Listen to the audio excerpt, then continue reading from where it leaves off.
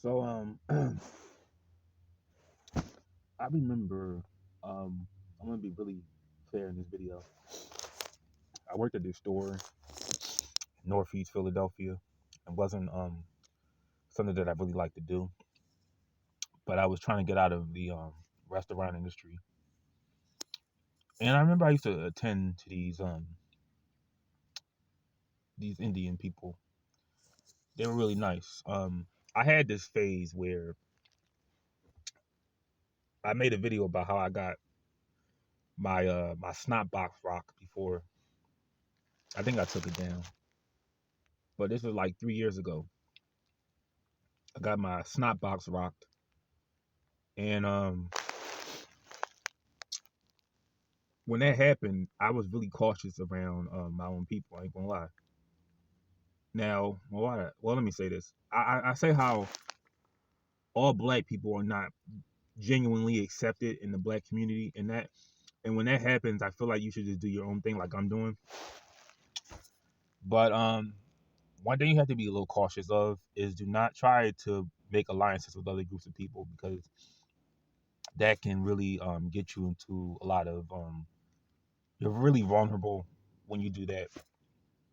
You're vulnerable to a lot of things they don't usually do when there's more blacks around. But I had these gas station store owners or store owner and his wife would come with his daughter and they would buy the usual Gatorade, Slim Jims, chips, soda.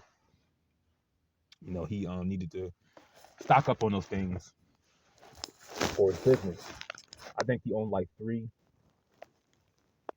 And I had my sympathy for gas station owners because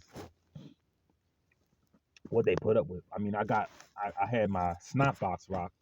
I feel more comfortable saying that. When I had my snot box rock, I began to sympathize for people that dealt with like customers, like thugs and gangsters all day. So that's slowly beginning to change because when you leave your city like I did and you just start to see things for what they are, you understand that not everywhere do Indians own gas stations. I mean, they do in the East Coast, but in the Midwest, not all the time. Down south, not all the time.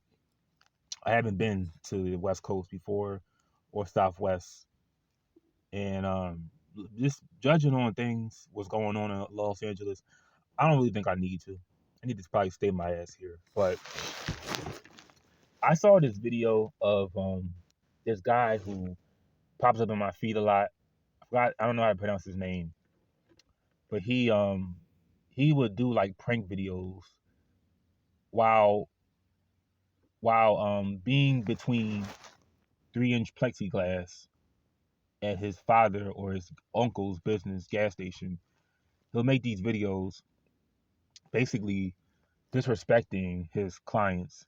I mean, I know it's probably in a bad neighborhood. I think it's Chicago or something.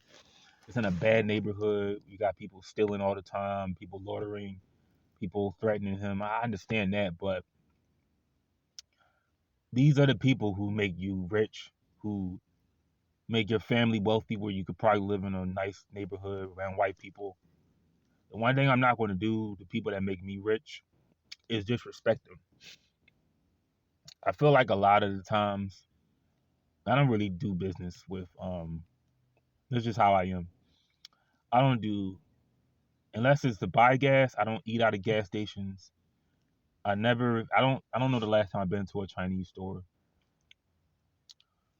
I don't really recall. When I mean I purchased food, it wasn't last decade and it wasn't even like the decade before that.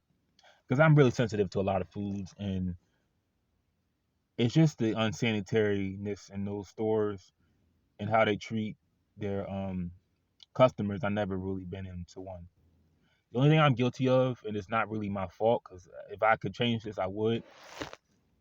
I do wash my clothes at a laundromat, and there are no other places down south that I know of that are owned by like blacks or somebody else. Most laundromats are owned by Asians.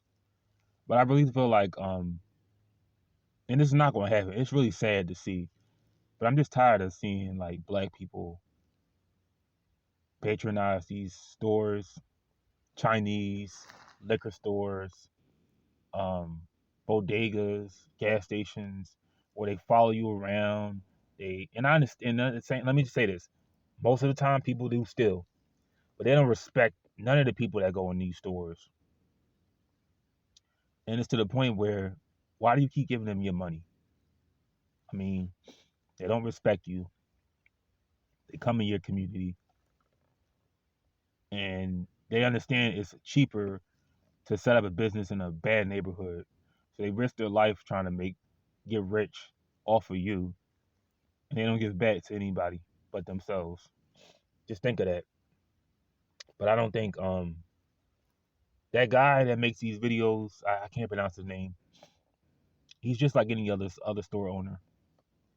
You know, every once in a while he'll make like a little mushy ass video about some child that like some kid, but he just does this to stay popping, I guess.